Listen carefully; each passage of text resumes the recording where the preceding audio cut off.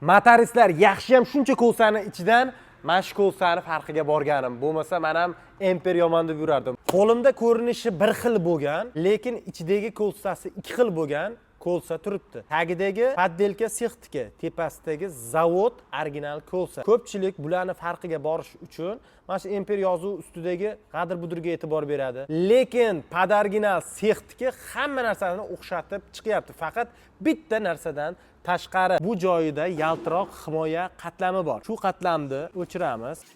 O'chirsak, mana shu joydan kod bor. Buni ko'pchilik aytishi mumkin, poddelkachilar buni ham qilishi mumkin deb. Yo'q, bu narsani qilib bo'lmaydi. Bu yerda bir martalik kod bor. Xuddi shu kodni bepul 7900 raqamiga yuboramiz. Yuborgan vaqtimizda mahsulot original yoki poddelkaligi haqida SMS keladi. Yonmachasiga qaraydigan bo'lsa, bu raqam ham kelishi shart. 7900 raqamiga BPD. Buni farqi yo'q, harflarda kattada yozasizlarmi, kichikda yozasizlarmi? 10-15 sekund ichida SMS kelishi kerak. Kutamiz. Bo't, mana SMS keldi.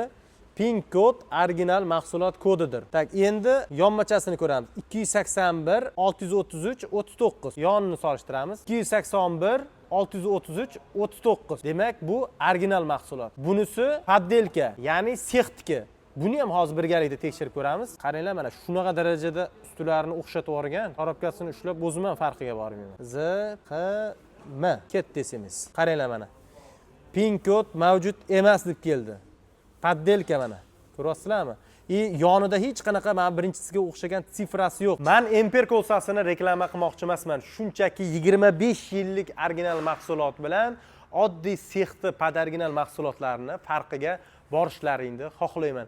Hammamizning oilamizda tinchlik bo'lsin, hammamizning kasbkorimizga baraka bersin.